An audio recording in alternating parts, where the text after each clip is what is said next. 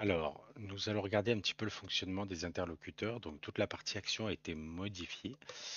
Ce qui fait qu'on peut toujours, on a repris quand même les anciennes fonctionnalités avec en plus la possibilité de transférer un interlocuteur. Donc, on regardera après pour le transfert. Sinon, pour le reste, ça ne change pas. On a toujours la petite interface de la fiche lorsqu'on clique sur le crayon.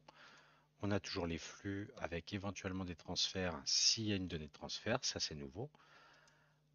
On a la possibilité de désactiver un, un interlocuteur avec oui non une validation. Alors la validation se fait sur la désactivation. Hop. Par contre sur l'activation, il n'y a pas de, il n'y a pas de blocage comme sur l'ancienne version.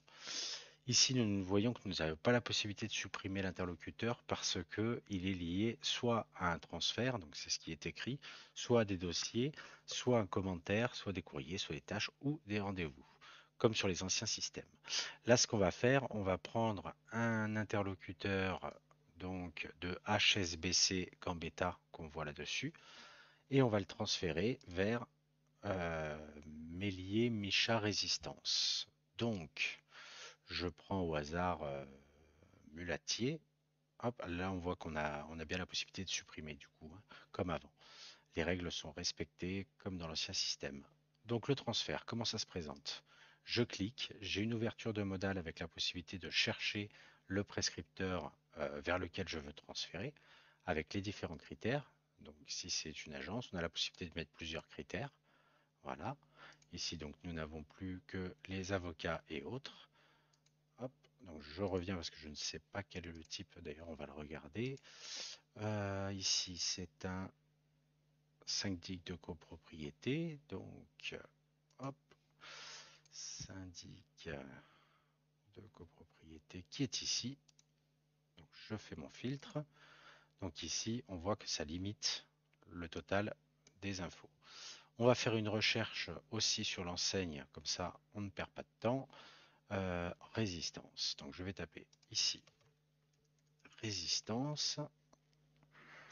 Donc voilà.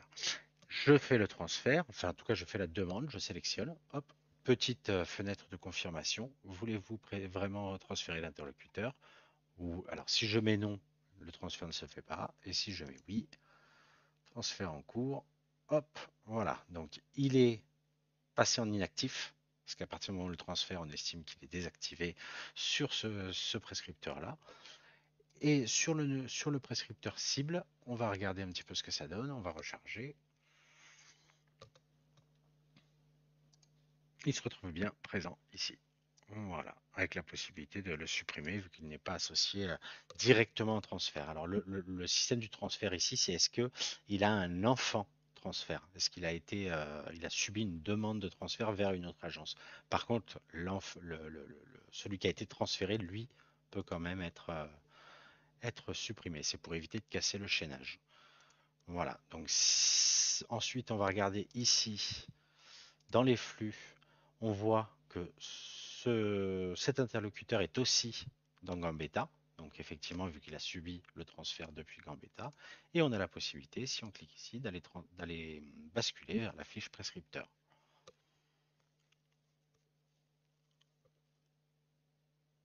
Ça charge. Voilà. Et donc, on est bien sur HSBC Gambetta. Et si je vais ici à l'inverse, donc c'était Mulatier, tac, j'ai bien effectivement sa présence sur Mélier Micha Résistance. Voilà. S'il a subi plusieurs transferts, qu'il a encore été transféré vers un autre prescripteur encore, en fait, le listing se fera en dessous.